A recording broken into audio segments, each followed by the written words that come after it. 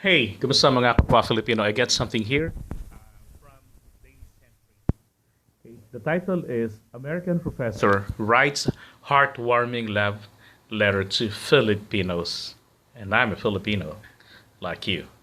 Okay. It says here, after having worked and traveled across 21 countries, educator and expatriate worker David Harwell concludes that the Philippines is his favorite country and hopes to inspire hardworking Filipinos by telling them that a Westerner sees and appreciates their sacrifice. He contrasted how Filipinos in Americans value their family and noted that in the Philippines, staying close and working for family is a core value instilled in the culture. Whereas the US tends to disengage from their families early on. Harrell also detailed the work ethics of Filipino workers, where he believes factories and offices manage to function because of the diligence of Filipino workers, although he did underline the measly wage Filipinos get in return. And despite the small sum, would still send all of it back home and leave little to none for themselves. The American dream that Filipinos also share becomes an American trap, as Harwell explained the material things that people yearn for start to control their lives until you live only to work instead of working only to live. He urged the Filipino values to overcome the need for material things like they tend to do in the US, and for Filipinos to remain full of heart even when the hand may be empty. Now, let's read the full letter below. I am writing to thank Filipinos for the way you have treated me here, and to pass on a lesson I learned from observing the differences between your culture and mine. I am an expatriate worker. I refer to myself as an OAW, an overseas American worker, as a bad joke. The work I do involves a lot of traveling and changing locations, and I do it alone without family. I have been in 21 countries now, not including my own, but it was fun at first. Now, many years later, I'm getting tired. The Philippines remains my favorite country of all, though, and I'd like to tell you why before I have to go away again. I have lived for short periods here, traveled here, and have family and friends here. My own family of origin in the United States is like that of many Americans, not much of a family. Americans do not stay very close to their families, geographically or emotionally, and that is a major mistake. I have long been looking for a home and a family, and the Philippines is the only place I have lived where people honestly seem to understand how important their families are. I am American and hard headed. I am a teacher, but it takes me a long time to learn some things. But I have been trying, and your culture has been patient in trying to teach me. In the countries where I have lived and worked, all over Middle East and Asia, it is Filipinos who do all the work and make everything happen. When I am working in a new company abroad, I seek out the Filipino staff when I need help getting something done and done right. Your international reputation as employees is that you work hard, don't complain, and are very capable.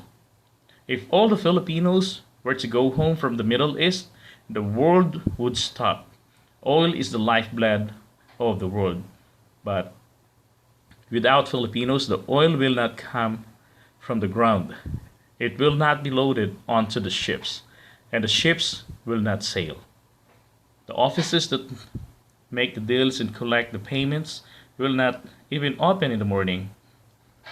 The schools will not have more the schools will not have teachers, and of course the hospitals will have no staff.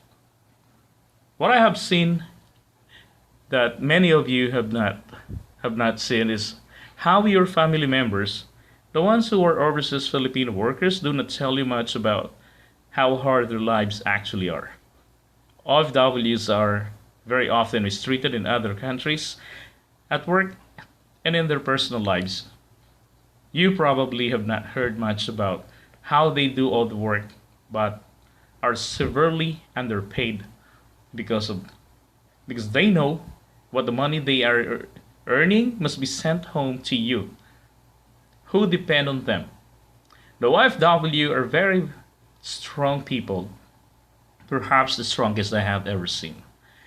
They have their pictures taken in front of nice shops and locations to post on Facebook so that you won't worry about them.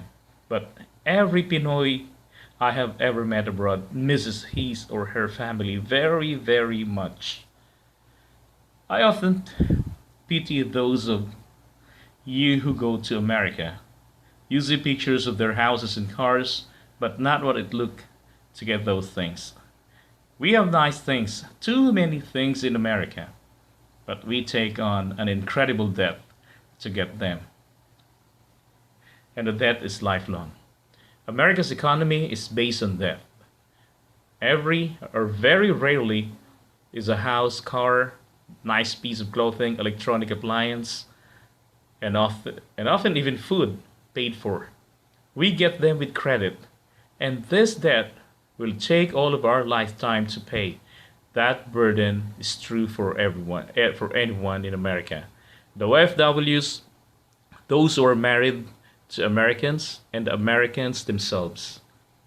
Most of us allow the American dream to become the American trap. Some of you who go there make it back home, but you give up most of your lives before you do. Some of you who go there learn the very bad American habits of wanting too many things in your hands, and the result is that you live only to work instead of working only to live. The things we own actually own us. That is a great mistake we Americans make in our lives. We live only to work, and we work only to buy more things that we don't need. We lose our lives in the process.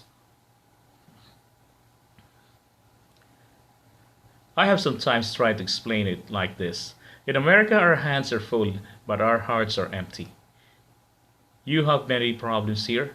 I understand that. Americans worry about having new cars, Filipinos worrying about having enough food to eat. That's an enormous difference. But do not envy us because we should learn something from you. What I see is that even when your hands are empty, your hearts remain full. I have many privileges in the countries where I work because I'm an expat. I do not deserve these things, but I have them. However, in every country I visit, I see that you are also taking care of your families, friends, bosses, and co-workers first, and yourselves last. And you have always taken care of me in this country, in every other place where I have been. These are places where I have been very alone, very tired, very hungry, and very worried. But there have always been Filipinos in my offices, in the shops, in the restaurants, in the hospitals, everywhere, who smile at me and take good care of me. I always try to let you know that I have lived and traveled in the Philippines and how much I like your country. I know that behind those smiles of yours, here and abroad, are many worries and problems.